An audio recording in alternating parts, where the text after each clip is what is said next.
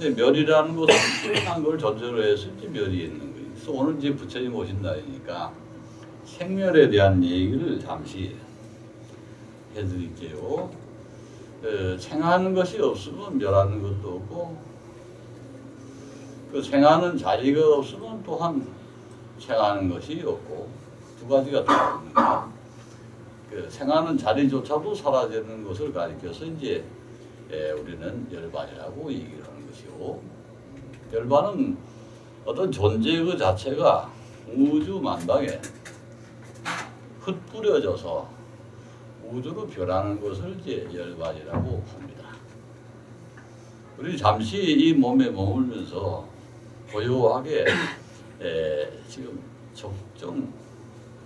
고요한 자리에 오늘 부처님 오신 날을 맞이해서 잠시 제가 한 5, 6분 동안 자리를 비킨 사이에 여러분들은 별 얘기도 없이 홀로 앉으셔서 스스로의 자리를 한번 지켜보셨습니다.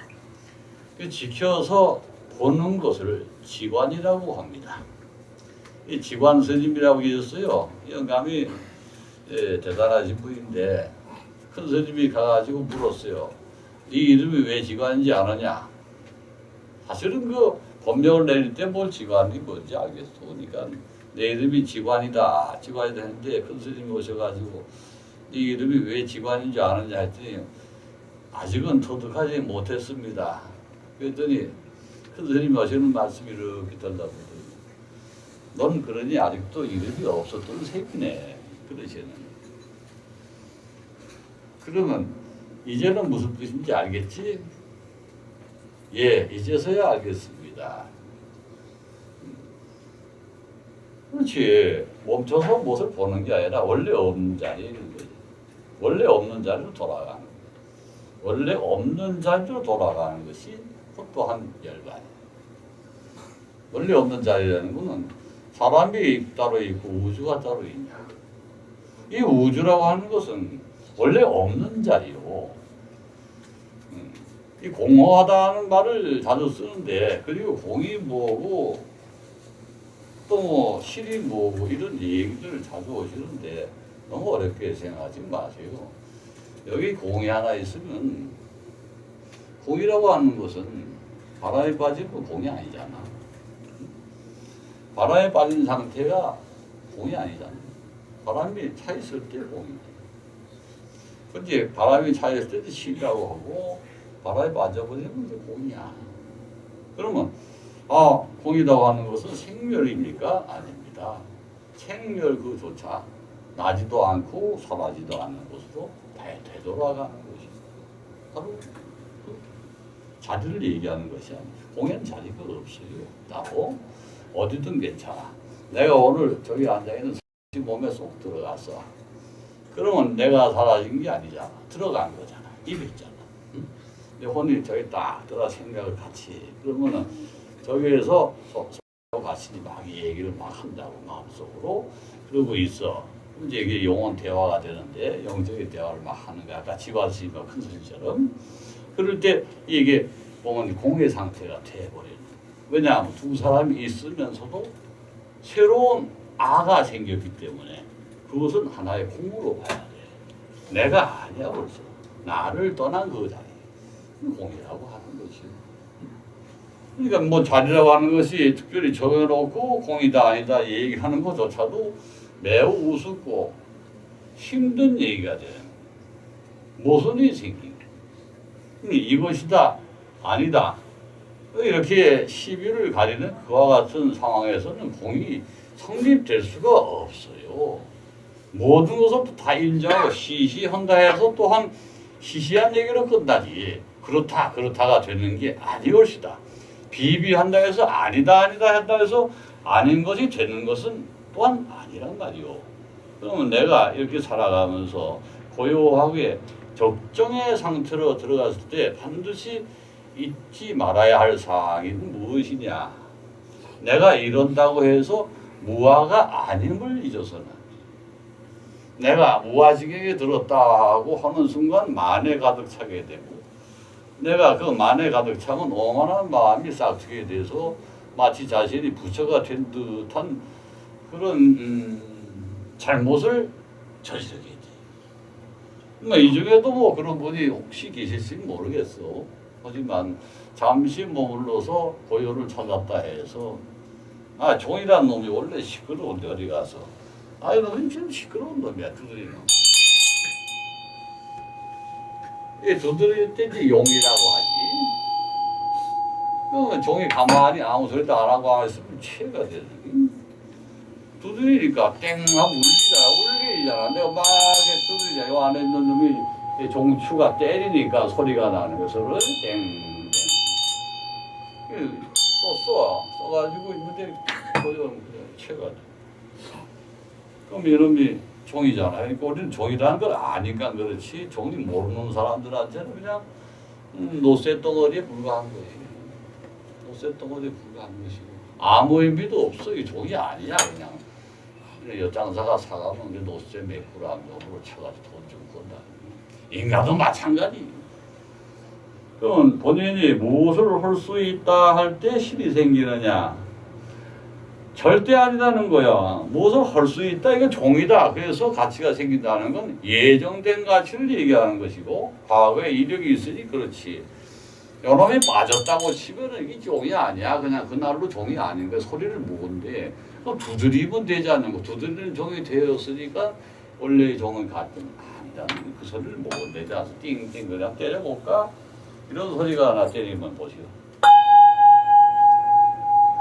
더 좋다.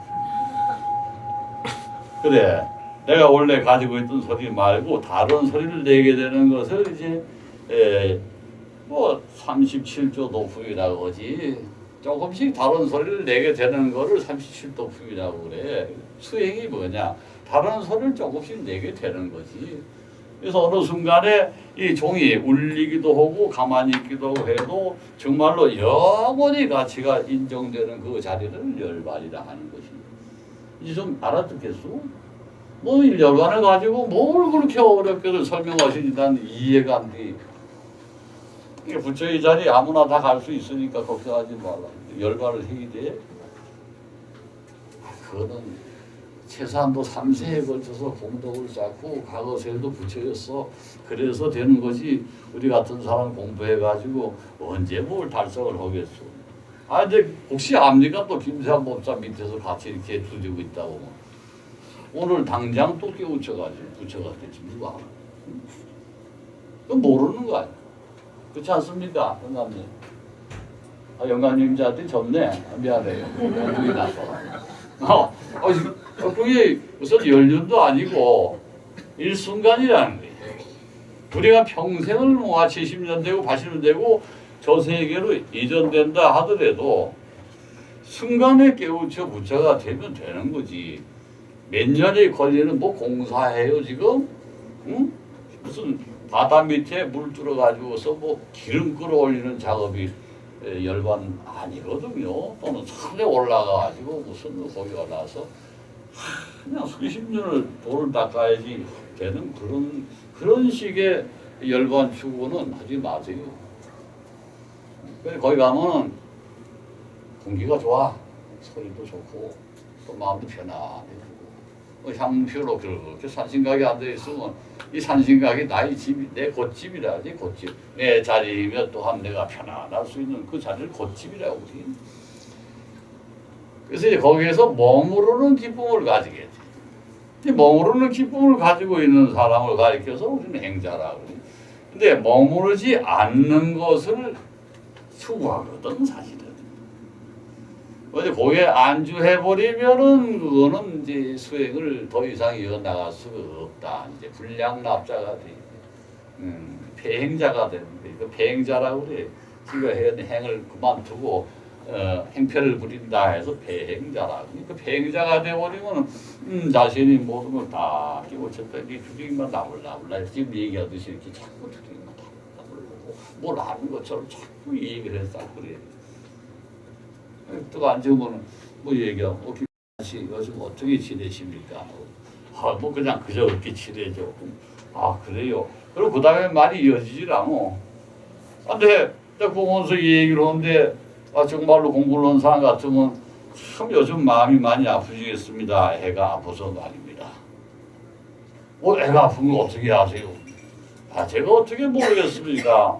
제가 항상 얘기를 하지 않습니까? 아이가 아프면 애비가 아프고 따라서 지애비가 아픈 법이고 온 가족이 다 아픈 거 아닙니까? 이게 유마일고사가 그래서 생긴 거지. 나 혼자 아프면 유마일고사가 왜 생기겠소? 인도의 유마일고사라고 하는 거지. 그래서 내가 중생이 모두 아프니 아직 보살되긴 모르는 것 같아서 이렇게 고사로 남아있으다. 이렇게 스님도 안 되고 그냥 있다 이 소리지. 그러면 우리가 보고서 안다. 누구를 안다면 어느 정도 통했으니까 아까 종소리가 띵할 정도로 요놈이 요 소리를 내다가 좀 공부를 하면은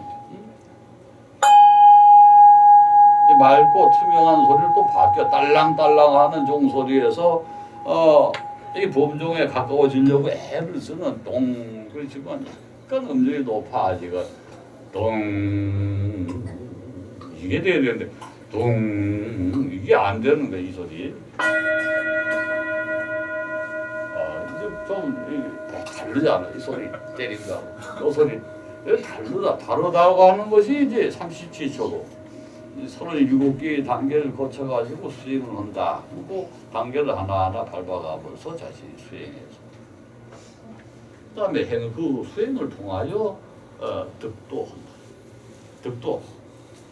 그 득도가 참 어려워. 공부하는 방법을 안다는 뜻인데 그치? 득도.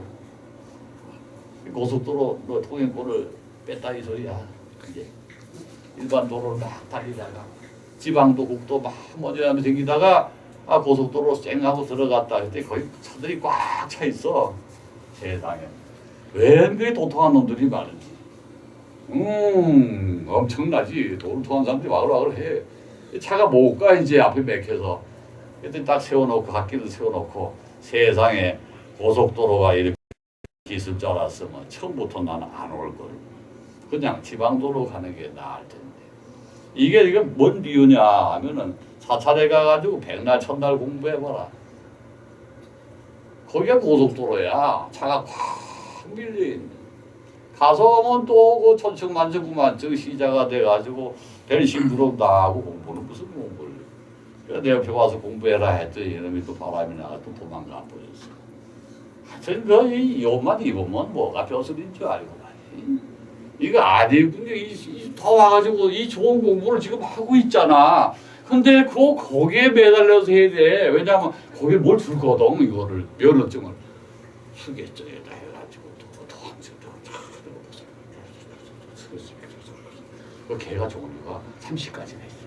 37도도 다 봐둬서 나하고 딱 얘기하면 김정한 씨 정한거사 그 양반이라고 치고 요즘 어떻게 지내요? 글쎄 뭐 그저 그렇게 지내죠.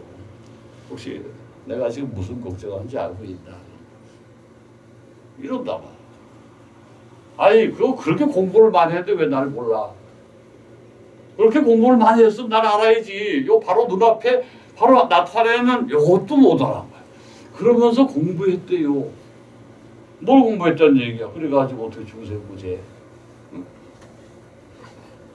어제 말해서 고속도로 올라갔더니 차들이 꽉 밀려가지고 다시 나와서 다른 길을 택해야 되는데 공부를 안 하고 그냥 거기서 머물러 갓길에 세워놓고 한숨만 쉬고 있는 손자들이 어디 한둘이냐.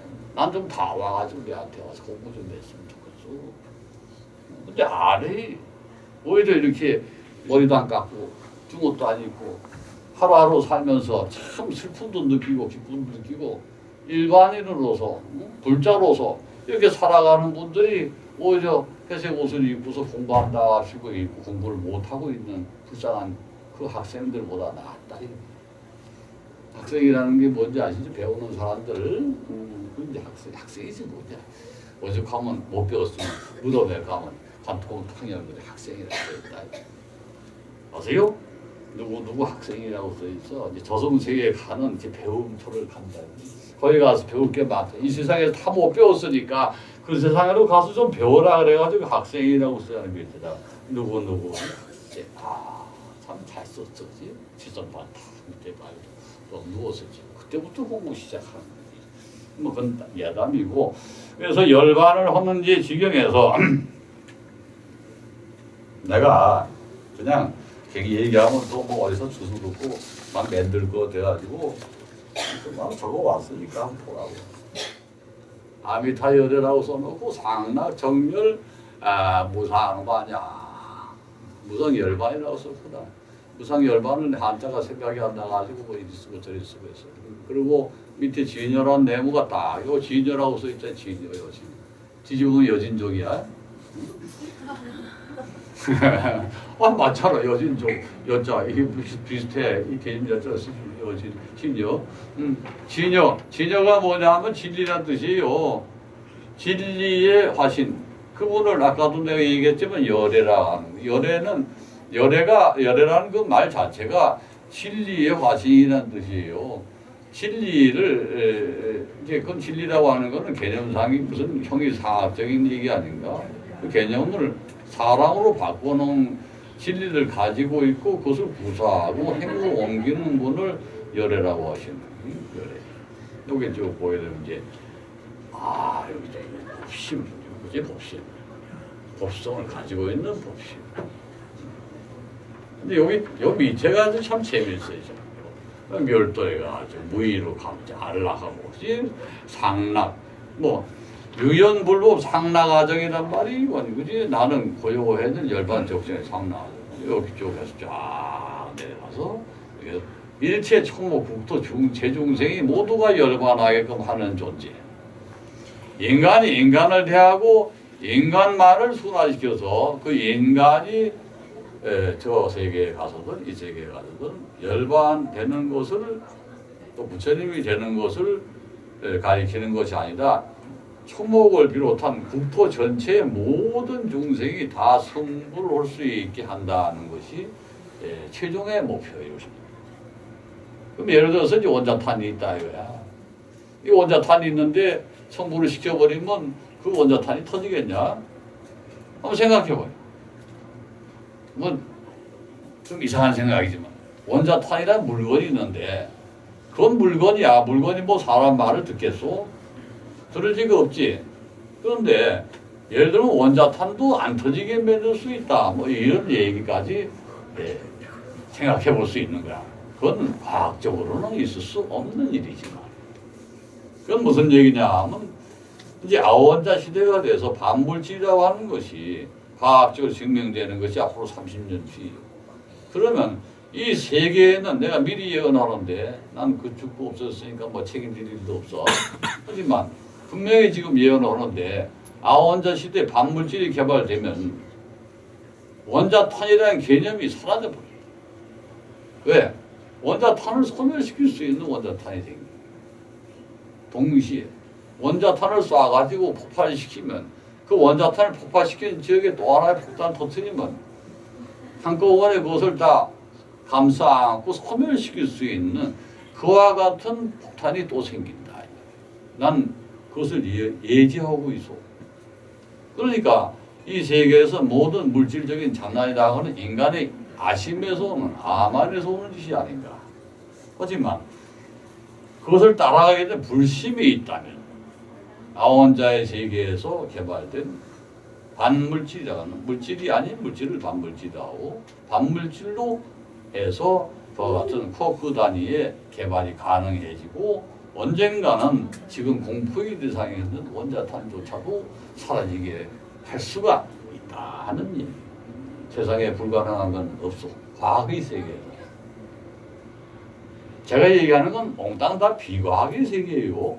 아니면 초과학의 세계입니다. 근데 과학의 세계에 벌벌 떨고 울면 안 되고 과학의 세계에 우리 휘하에 넣을 수 있을 정도의 수준이 되졌으면 좋겠다.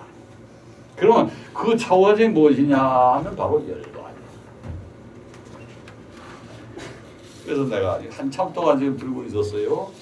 원하시는 분은 내가 축소 카피해가지고 한 잔씩 드릴게. 아니 이런 거 이렇게 정리하기가 쉬운 게 아니요. 이게 무슨 뭐 어디 책에 써 있냐 이게? 있으면 가져와봐 내가. 책에 써 있어? 없어.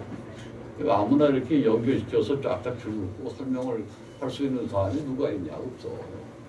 불가능해. 열애 그러면 신적인 존재. 열애가 왜 신이냐? 반은 사람이고 반은 신이지. 나중에 그리스 시대가 반은 말이고 반은 사람이고 하는 것이 똑같아. 머리 부분이 신이고 몸만 사람이고 뭐 그거 아니냐 반이지 반. 응? 열애라는 분은 그런 분이야. 그래서 그 증명이 뭐냐 하면 열애가 80몇 살에 가셨다는데 그 양반이 돌아가실 때 아예 열애가 위대하신 분이 왜 피지바에 무슨 우유 그 썩은 우유를 뭐저 거기 해가지고 그 독보소스를 먹어가지고서 그렇게 험하게 돌아가십니까? 하고 제자가 막 눈물을 흘리니까 야 이 녀석아 내가 모르고 먹은 줄 아냐? 이제 때가 되는데 핑계가 없잖아. 이렇게라도 가야지. 그럼 내가 낭떠러지에서 떨어져 죽으란 말이냐? 응? 고의로는 갈 수가 없는 거야. 잘못하면 영원히 살 수도 있어. 그렇지만은 사람이라는 것을 증명해야 되는 것이 또한 진여가 아니냐.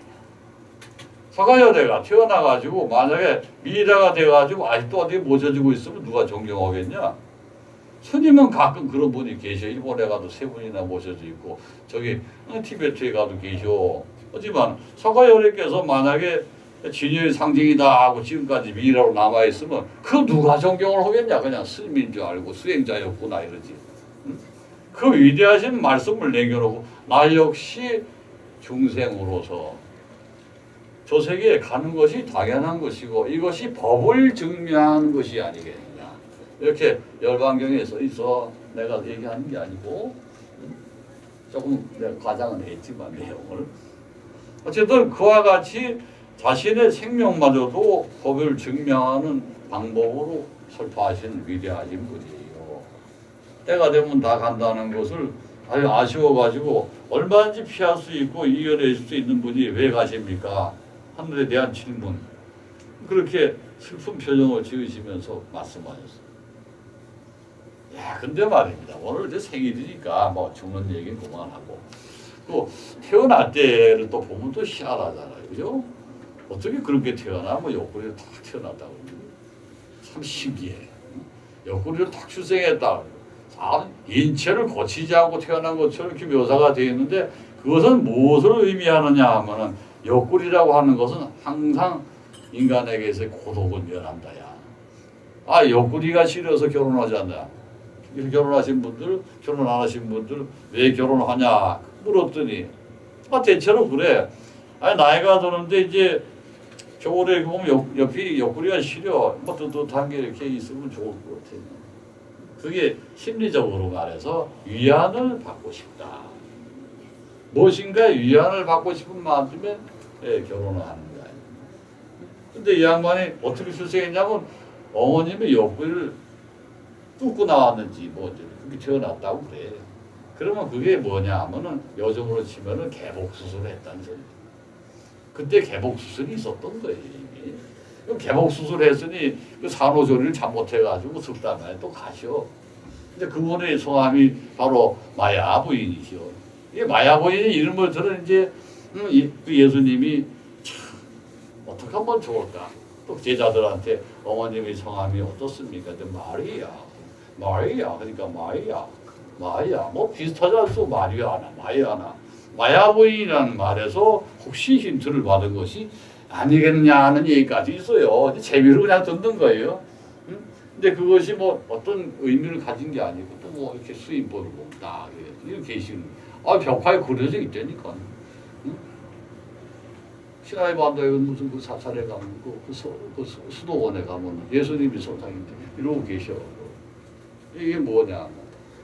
모든 번뇌 마의 침범을 막는 그 수인이. 이 수인이 뭐냐? 바로 그 말을 막는 항마수인이지. 그 항마수인을 하고 계죠. 그 항마수인을 왜 하고 계실까? 그때 해교도 하고 엄청 싸움이 있어요. 그러니까 그 수인을 다 알고 있던 어느 승려가 틀림없이 그 벽화에다가 말을 좀 막아야 되겠다 하는 뜻으로 요 수인복을 그려넣어서 주술적으로 벽화를 그린 게 틀림없어. 그러니까 옛날에 기독교에도 이와 같은 수인이 있었던 거예요. 출생하실 때 그렇게 옆구리 태어나신 분이 돌아가실 때는 얼마나 또 외로웠을까. 평생 장가를 2번 갔어도 한 번밖에 못 가고, 그지? 재혼하셨으면 좋을 텐데 재혼도 못하고. 요즘 같은 벌써 결혼했을게. 그렇게 미련한데. 아, 보세요. 그 새출생에서 쭉 보면은 출생기, 그 다음에 뭐해서 이제 발성들 보면 쭉 나오지 않소? 근데 중간에 보게 되면 참 그 묘한 데가 있어요. 출가를 하는 대목에 가서 보면, 그 출가를 할 때 보면은 고집묘도를 보고 나갔다. 인간이 그 고통스러움, 그리고 무엇이 집착인가 하는 데 대한 슬픔, 그리고 어떻게 살다가 가면 가장 잘 사는 것이 난 모르겠다. 밖에 나가야 알지. 이 가피라성 안에서는 도저히 우리는 뭐 느낄 것 같을 때도 없다. 그러니까 나가서 한번 내가 실제로 봐야 되겠다. 이래서 밖에 가셔서 이제 6년 고행을 하셨다. 합하면 한 8년 됐는데 2년 동안 헤매셨잖아. 설산에 가서 6년, 실제로는 8년 동안 왔으니까 8년이면 한 세대가 지나간 거지.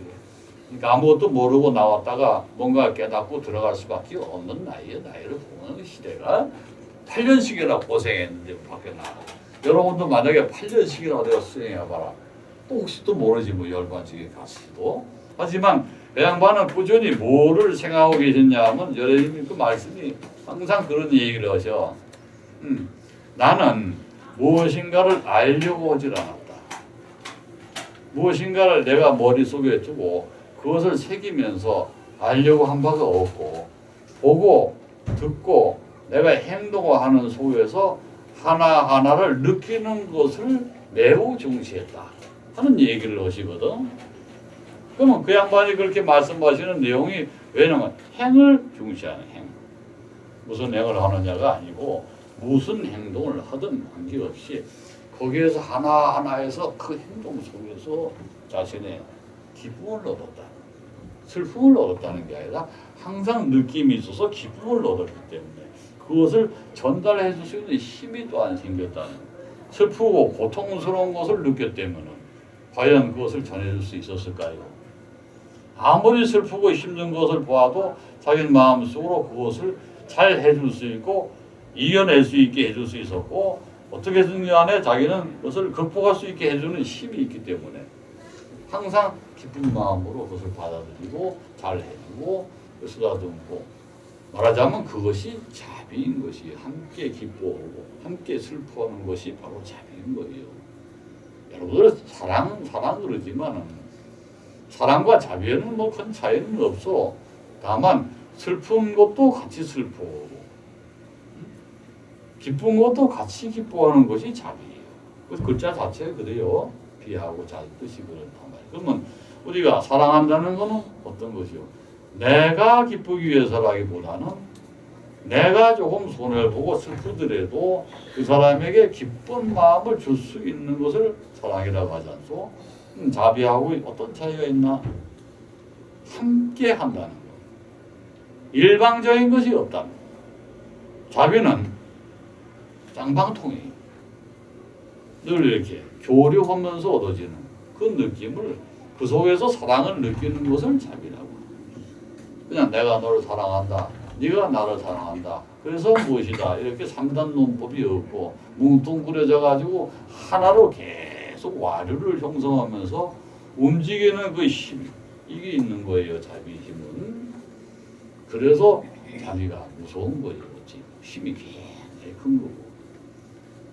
상대방이 못된 짓을 했다 그래가지고 금방 돌아서고, 네가 그렇게 내가 너를 사랑했는데 네가 날 이렇게 등 돌릴 수가 있어? 이렇게 생각하는 마음이 아예 처음부터 없어. 등 돌림이라는 게 아예 처음부터 없는 거야. 그 개념에는, 자비 속에는. 그래서 슬프게 한다, 날 고통스럽게 한다 해도 뭐 그럴 수도 있는 거지 하는 정도로밖에 안 봐요. 그러다가 대또 혼이 나고 자기가 크게 피해를 보고 하면은 그제서야 뭐라고 그러는지 알아요? 그 입에서 인연이 아니었구나. 세종대왕님 내 말이 맞지요? 항상 그렇잖아. 인연이 아니었구나. 그러고 살잖아.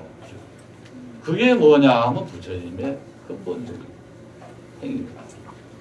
행을 통해서 얻어진 지혜. 지혜 속에 뭐가 있어? 자비가 있는 거예요. 지혜는 무엇이냐? 자비로운 마음이 없는 것은 지혜라고 할 수가 없어. 삼자가 다 예피한 것이 지혜란 말을 논리적으로 다 알면서도 그것이 왜 지혜가 됐냐 할 때 바로 그 자비로움이 그 속에 섞여들어 녹아있기 때문에 그래서 지혜가 빛나는 것이다. 그리고 그 지혜는 광명을 가지고 있어요.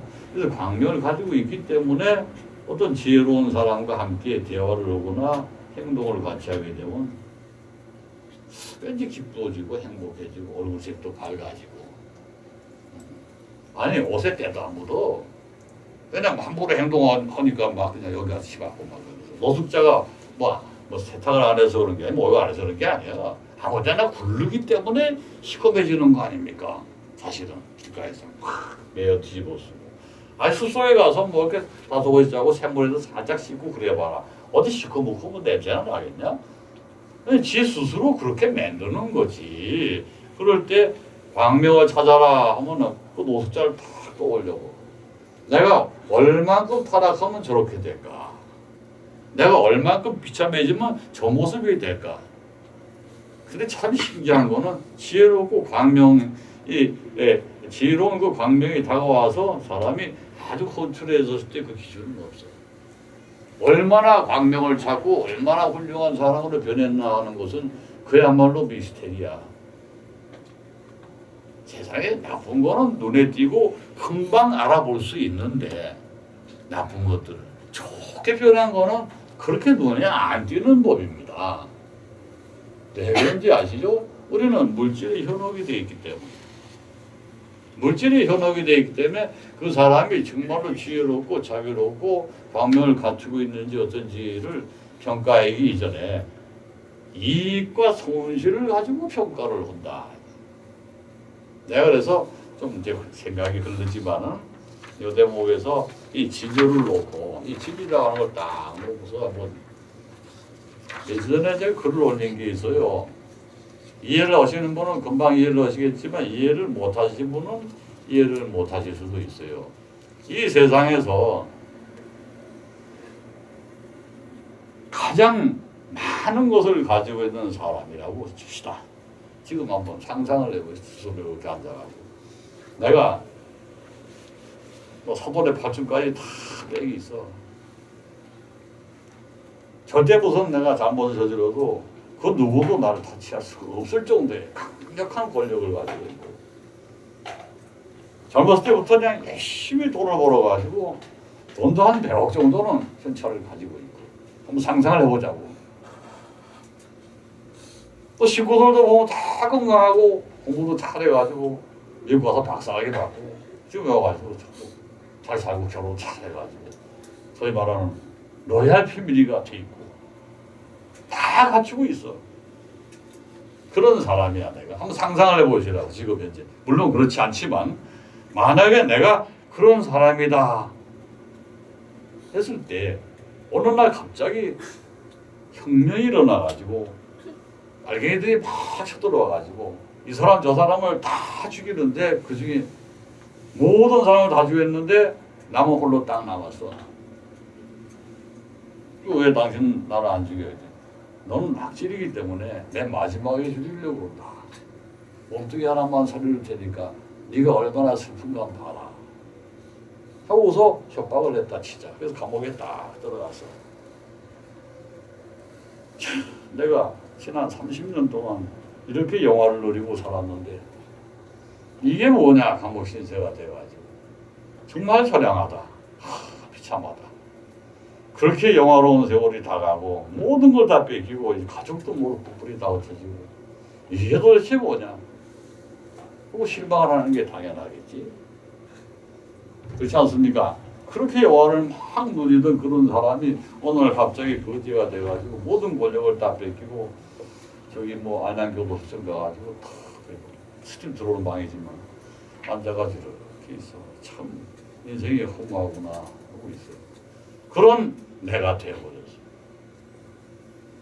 그러면 불행한가요? 그렇게 영화로움을 누렸으니까 더욱더 불행하겠지. 아주 영화로운 삶을 살았기 때문에 예전은 더욱더 분노심이 많고 이제 복수를 하고 싶은 그런 마음만 꽉 차 있는데 힘이 없으니까 분노심만 일겠지. 엄청난 정신적 갈등과 그리고 회의와 슬픔 모든 것이 막 몰아치겠지. 그런 상태가 탁 됐어. 근데 어느 날 내가 찾아가는 거야. 가서 이게 옛날에 당신하고 지금의 당신이 지금 싸우고 있는데 그 싸우면 되겠냐. 옛날에 당신은 이미 죽고 없어진 거 아니냐. 지금은 오로지 거지가 되어 있는 너밖에 더 있어. 그 존재가. 너는 그냥 그 몸 하나 이렇게 살려준 것만 해도 감사해야 돼. 세상 바뀐 거 모르고 있어. 그러지 말고 이제 그냥 나하고 죽음돌이나 하자. 어때? 내가 방 하나 비워줄게. 출감하거든. 내가 이렇게 애기 있어가지고 너 같은 놈 하나 살리는 문제가 없어. 내가 너 뺄테니까 죽음돌이나 하자. 그러는 순간에 이 사람이 딱 나한테 이런 얘기를 하는 거야. 스님, 사실은 제가 그동안에 수감 생활을 3년 동안 하는 동안 너무너무 느낀 게 많습니다. 근데 스님처럼 그렇게 말씀하시는 분은 한 사람도 없었습니다. 모두가 징보를 목표로 했고 저 자신이 특별하게 잘못한 것도 없는데 하나의 대상으로 삼아서 저를 엄청나게 공략을 하고 그 자체가 너무너무 억울했고 이젠 정말로 죽고 싶은 심정인데 그런 말씀을 들으니 마음에 닿습니다. 그렇게 하기로 하겠습니다. 그래, 그럼 한 가지만 약속해라. 네가 그렇게 고생을 해가지고 이 세계에 지금 살아남았는데 옛날에 네가 행복했냐 아니면 지금도 행복하냐. 글쎄요, 어느 쪽도 행복하지는 않은 것 같습니다. 왜? 살아났으니까 지금이 더 행복하지. 그렇지는 않은 것 같습니다. 이제 드디어 자네가 과거의 그 영화로운 시절에 이긴 거네. 이제는 행복한 걸 특별히 더 못 느끼겠다 이 말이지. 그래야지. 그래야 살지. 옛날에 행복했고 지금이 불행하다고 생각한다거나 그 반대이거나 아니면 똑같다거나 무덤덤화되거나 그게 뭐 인간이나 신이지. 인간은 그런 게 아니다. 그래서 이렇게 이제 이겼구나. 자네가 이겼어. 근데 자네가 어떻게 살았는지 아나? 잘 모르겠는데요. 그래서 네가 지금까지 살 수 있었던 이유 내가 가르쳐줄까? 자살도 안 하고. 미운 놈이 있었기 때문이야. 미운 놈이 있으니까 사는 거야. 아이고 무인고대에 갇혀가지고 있던 내미자원의 주인공 누구야고. 그 친구도 그래가지고 끝끝내 탈출해가지고 1부, 2부, 3부 장발장만이. 그건 미움 아니냐. 어떻게든지 간에 살아나가지고 복수를 해야 되겠다. 미움. 그것이 있으니까 사는데 그것마저 없애줄까? 이랬단 말이야. 아니요, 그건 없는데요. 뭐야, 없게도 없어. 네가 지금 거지가 됐으니까 다 포기한 거지. 네가 조금만 살려봐. 또다시 그자들에게 복수할 감이 생길지 누가 알아. 그래서 내가 널 죽음으로 만들려는 거야. 알았어? 이게 금강산에서 옛날에 있었던 일이거든. 정말 있었던 일이야. 내가 그냥 쓰니까 그게 뭐 지어낸 얘기인 줄 알지. 인난을 겪으면서 얼마나 많은 사람들이 희생된 줄 아나. 그 중에 한 사람을 내가 예를 들어서 그 글을 올린 걸세. 글 올린 거 한번 나중에 간단하게 요약을 해가지고 이렇게 써있어. 거기는 내가 가장 훌륭하고 아름답고 본세를 누리는 내가 있고 아무것도 없이 거지처럼 사는 내가 있을 때 내 마음속에 누가 이길 것이냐. 틀림없이 아무것도 없는 쪽이 이긴다. 더 이상 이럴 게 없으니까요. 아니야, 그게 아니지. 그때는 뭐가 생기냐면 복수심이나 아니면 더욱더 사랑하고 그래도 살아야 한다는 사랑하는 사람이나 아니면 정말 미친 듯이 믿는 신이 있거나 이런 게 있어야 사는 거예요. 종교라는 거는 그런 것입니다. 종교는 그래서 생긴 겁니다. 인간이 벼락이 치고 막 산돼지가 나오고 막 창이 날라고 전쟁터가 벌어졌는데 내가 지금까지 왜 살았지 했더니 해답이 안 나오는 거야. 틀림없이 딴 놈들 다 죽는데 몇 명 안 살아남았어. 그게 여러분이야. 옛날에 원시시대 다 그렇게 살았어. 그러니까 살아남은 사람이 왜 이렇게 귀족적으로 살았지 하는 그 의아함과 뭔가가 있다. 나를 살려준 그 뭔가 위대한 힘이 있다 하는 거기서부터 출발한 거야. 미리 막자 이게 아니고 경험에서 나온 거야. 분명히 우리 버리지 않는 그 위대한 힘이 존재하고 그것이 산신이든 천신이든 대왕신이든 관계없다. 그런 분이 계시기 때문에 내가 이렇게 살아있다 하는 확신을 하게 돼. 왜냐하면 바다에 가서 빠졌는데도 심장마비돼가 죽어야 되는데 죽었다 살아나고, 응? 도무지 이해가 안 돼. 거북이 꽁지를 잡고 살아나고 이랬단 말이야. 실제로 있었던 얘기예요. 지금 30년 전에 임모 씨가 동진아 해상에서 밭을 만났는데 그 어머니가 열심히 관세음보살 무슨 경우로 나무불나무 나무성 여불유인 여불성이 상나정 유물원 나무 마하바자 파라빌머리면서 계속 공수기를 하니까 이 힘이 닿아가지고 그 용왕님이 빠져나와. 깨보니까 그 거북이 등에 더 걸치고 있었더니 지나가는 상선이 구해줬다는 얘기가 진짜 있어요. 이거 내가 지어낸 얘기가 아닙니다. 그러니까 어머니한테 용왕님한테 기도해가지고 내가 살아난 겁니다. 그러고 신문에도 났어요. 그 얘기가 선대서로 나오고 옛날에. 근데 이런 것이 경험으로 아는 거지. 근데 그 경험을 한 번도 안 한 사람은 왜 안 했을까 한번 생각해 봐야 돼. 신이 분명히 신이 도와줬다고 생각하고서 사는 사람은 신의 힘이 다요. 근데 그런 것이 뭐 그런 게 있을까 봐 모든 것이 다 애학이 탓이고 어쩌다가 뭐 운이 좋아서 그렇게 된 거고 그 다 행운이고 혹시 뭐 계시면 어머니 아버님 신들이 모아가지고 다 지켜줘서 그런 거 아니겠냐. 정말로 그럴 수도 있어. 근데 어머니 아버지 신이 도와줘도 그래 그렇게까지 망망대해 살아날 수는 없는 거지.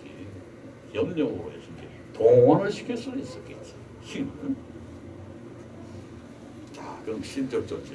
그렇게 해가지고 아주 불행한 삶에서 희망을 찾는 사람들이 있어요. 종교라고 하는 건 뭐냐?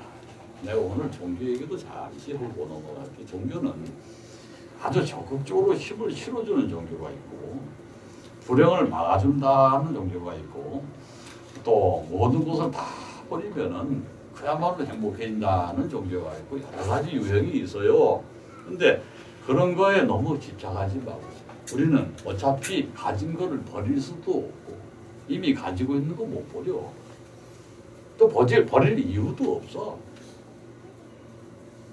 서가모니는 뭐예요 그러면? 서가모니는 서가모니니까 그렇지 자네가 서가모니냐? 집을 떠나서 출가를 해? 야, 좀 생각 좀 해봐라. 너 엄마 아버지가 얼마나 슬퍼하겠냐? 하지마! 해가지고 내가 말린 중생이 15명이나 돼. 지금까지 일을 넘어서 30년 동안 응? 출가하겠다는 사람 말린 게 15명이야. 내가 누구 다 기억하고 있어. 왜? 그 사람들이 만약에 출가를 했으면 과연 행복한 삶을 살았을까? 인했다. 그래서 모든 것을 버려라 하는 것이 절대 불교가 아니다. 누가 그렇게 불교를 모함했는지 아니면 이용해 먹었는지 다 버리래 그러고 다 팔아가지고 저기다 이사하고 에라이 차라리 나한테 갖다 줘 내가 좋은 데서 응? 그런 거 아니다. 버리라는 것은 그런 게 아니야. 마음 속에서 일어나는 현상이지. 버리라는 거는 방일하라는 거야. 무슨 물질을 갖다 버린다 해가지고 부처님들한테 가까워지는 것도 아니고 행복해질 수도 없어. 응? 그렇지 않나? 그리고 무슨 뭘 한 번은 멋이 되고 해서 뭐 큰 부자가 된다고 또 그냥 뭐 어떤 해서 난리가 나고 뭐 이런 것도 좀 삼가해야 된다냐. 그건 아니야. 한 번은 부자가 된다. 근데 부자가 되는 거는 부자가 되는 방법이 따로 있어요. 뭘 믿어가지고 되는 거 아닙니다. 아셨어요? 사업 잘하잖아요. 좀 어디 뭘 믿어가지고 부자가 됐냐? 뭐 부자도 아니지만 아직은 그래도 먹고 살만 하니까 난 부자라고 그래. 우린 이 인생에서 주의할 게 여러 가지가 있겠지만 그거는 한 가지만 딱 좋습니다. 이 진여라고 하는 대목에서 보게 되면 이 진여가 우리하고 아주 살갑게 지금 다가와 있는 거예요. 열애가 멀리 있는 게 아니에요. 떠받들고 절하면 열애가 점점 더 멀어질 수도 있어. 절을 한 번만 하고 10번 이상 생각 좀 해봐요. 응? 열애가 무엇인가? 열애는 여러분들이 가슴 속에 이미 와 계시고 따로 계시는 분이 아니에요. 함께 살아가는 존재. 여기 내가 성품 여여 무생행. 그래 우리가 죽어서 사는데 무슨 여여가 성품이 곧 여란 말이야. 성품이 여예요. 내 성품이 여야. 그러면 그걸 찾아가는 것이 내 성품을 찾아가는 것이 곧 수련이. 내 기본 깔려있는 수없이 많은 유전자가 오래전부터 그렇게 오래전부터 이어져서 내가 형성이 되어 있는데 그 속에는 물론 마성도 있겠지만 부처님이 될 만한 성품이 어딘가에 딱 숨어 계시지 않느냐. 이걸 찾아내면 돼. 그래서 모든 신류불성이라는 말이 그래서 생긴 거예요. 모든 것은 다 불성을 가지고 있다. 그 불성이 곧 뭐냐면 여여예요. 불성이 곧 여여입니다. 여, 진여고 바로 진리. 불성 그것이 진여와 기본이 같습니다. 근데 그거를 이제 다음 시간에 또 자세하게 설명을 해드릴게. 좀 쉬었다가 합시다.